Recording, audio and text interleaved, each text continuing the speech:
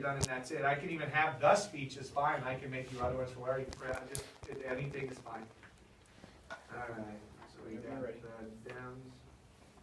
All right, like I said, just give their attention, and I'm going to turn it over to all of you. Take it away, sir. All right. Ladies and gentlemen, people of the press, I would first like to thank you all for being here today. And now, as a no-nonsense guy, I'd like to get straight to the point. As you all know, there are many of us who believe that America is the greatest country in the world, and a world power, a leader.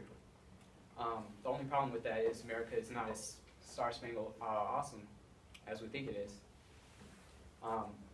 For those of you who don't know, we're currently rated 7th in literacy, 27th in math, 22nd in science, 49th in life expectancy, 128th in infant mortality, 3rd in medium income household income, 4th in labor force, and 4th in exports.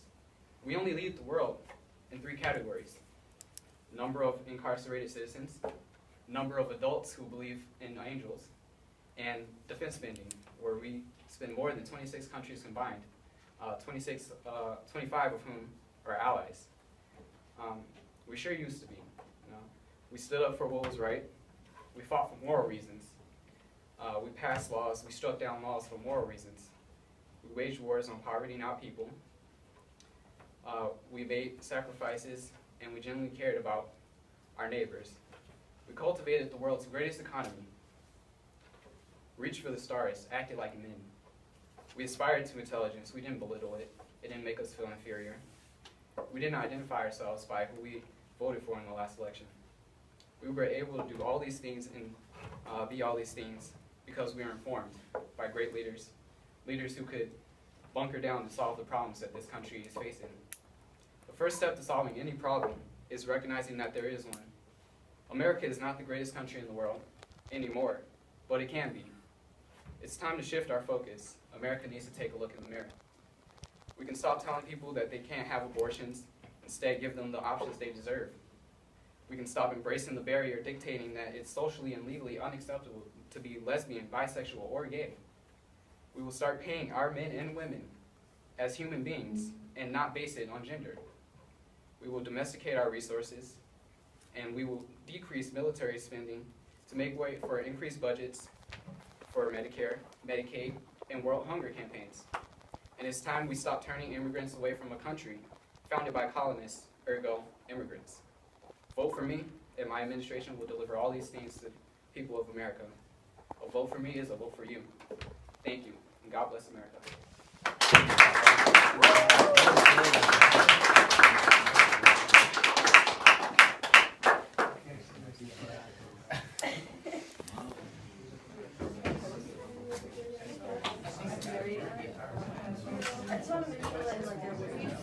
Oh, that's hilarious.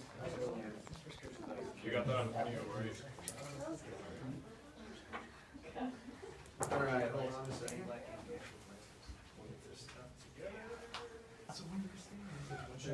Feels really good.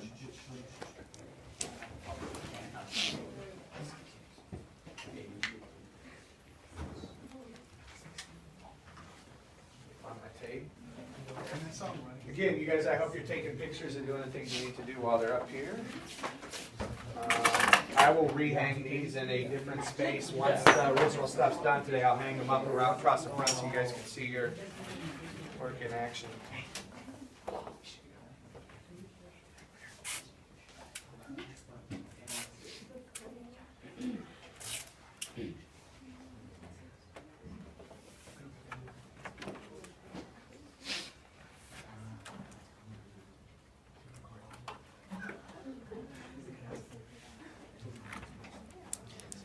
Really good. Boy, that couldn't be more crooked. What do you think about that one?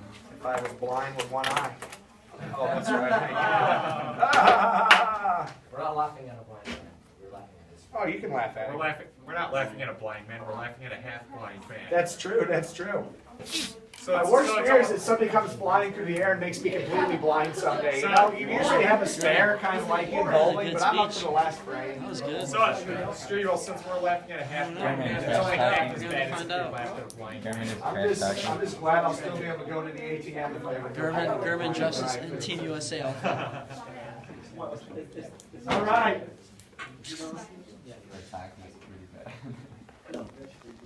Hey, next World Cup, they're gonna go to the I quarterfinals. just see it good. Hey, next World Cup, quarterfinals. Not that I can face what I do on you. Quarterfinals. I think that's what I know. All right, Amy. That's all you kiddo. Here we go.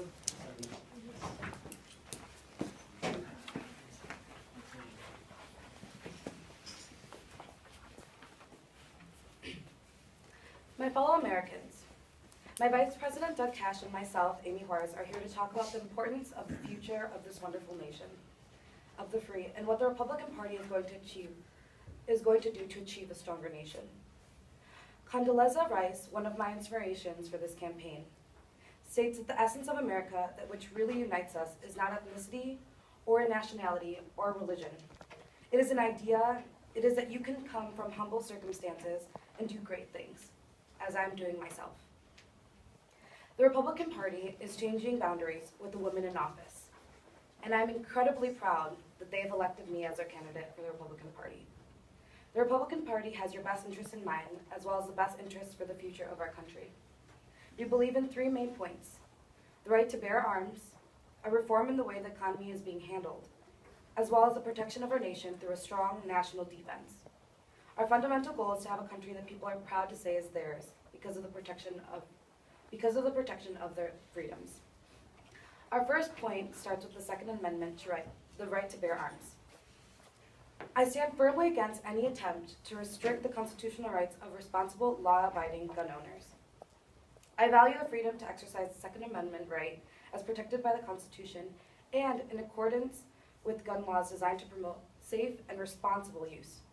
The right to bear arms is a unique and fundamental aspect of the American liberty because when exercised responsibly and in accordance with the laws in place, it makes our families and our property safer. Just look at Switzerland. They have a prevalent gun culture and one of the lowest crime rates. Here are the facts. Despite the prevalence of guns in Switzerland, the violent crime rate is low. Government figures show about 0.5 gun homicides per 100,000 inhabitants in 2010. By comparison, the U.S. rate in the same year was about 5 firearms killings per 100,000 people, according to a 2011 UN report.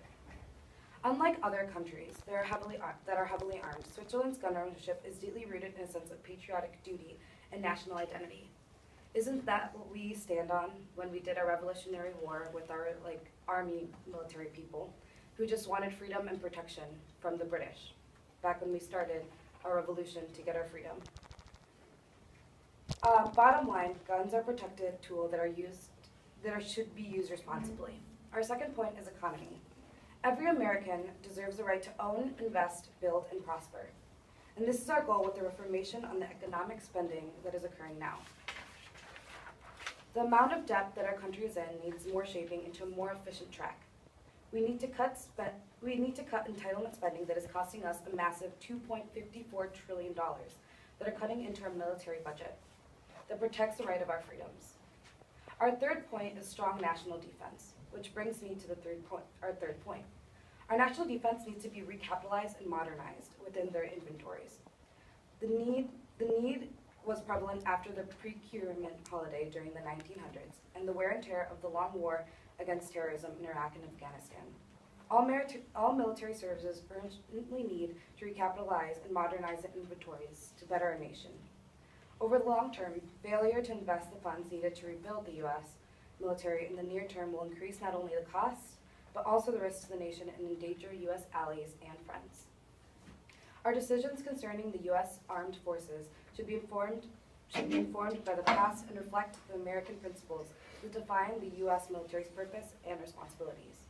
The U.S. Constitution requires the federal government to provide for the common defense, and the armed forces play a critical role in achieving that end. Their primary task is to protect the nation's vital interests. So I leave you today to vote for the Republican Party. that has so many wonderful plans ahead of us for the future of our nation and the future for all of us.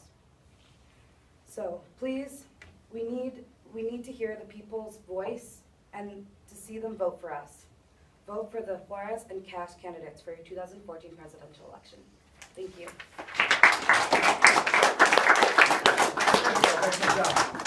Now here's what I'll do. I will let the press have access to the candidates here for a moment. I'll take a copy of it. I'll take that speech if I can have it.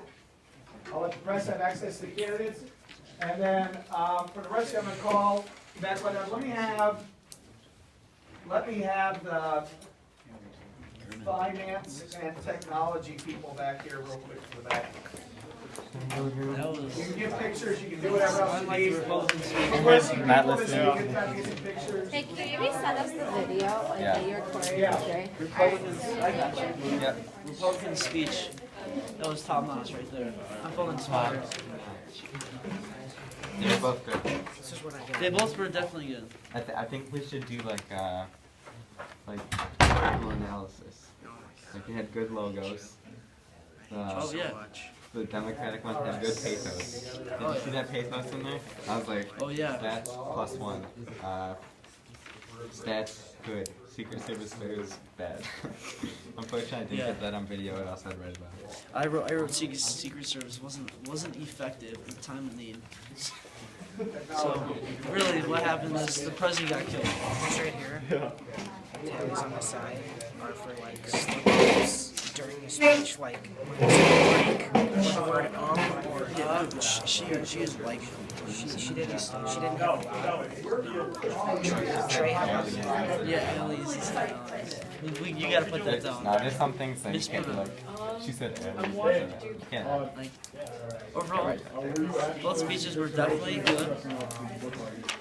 I feel Democrats use too much like pathos, like they're making like feel like Wait, your collar's our up. country sucks. Yeah, I know. Sure. I put the song that pops every time. So I had the Democrats. Oh, he wasn't I put Secret on Service. Democrats glasses and I couldn't see anything because they're actual glasses. It's a bad idea. The Democrats went over a lot more. Yeah, that's what I thought too. Republicans only had 3, really. Well, I was wondering like cut spending, and then they were like, so what I was thinking was they're gonna cut their spending, but then just invest that money back into the military. Yeah, just in case something happens. the You Republicans. never know. Yeah. You have someone behind you, by the way. Hello. A spy? No, I was actually.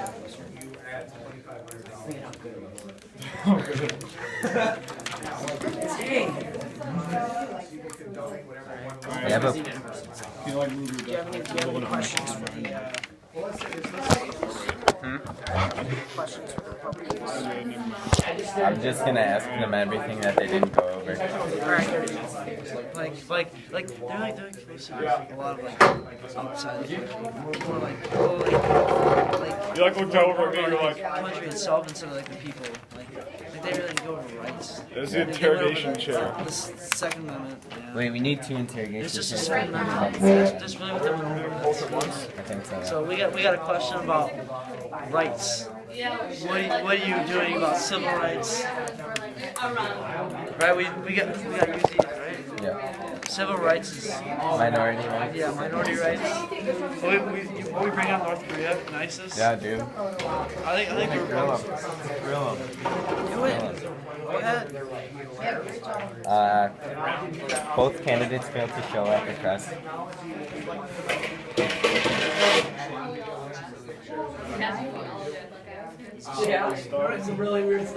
I think that the important question to ask for both of them is for the Democrats, you went over a lot of key points. Do you think you can accomplish them all? And for the Republicans, you only went over 3 points. Is there anything else you plan on doing to better the country? That's the most important part. Okay, I'll wait.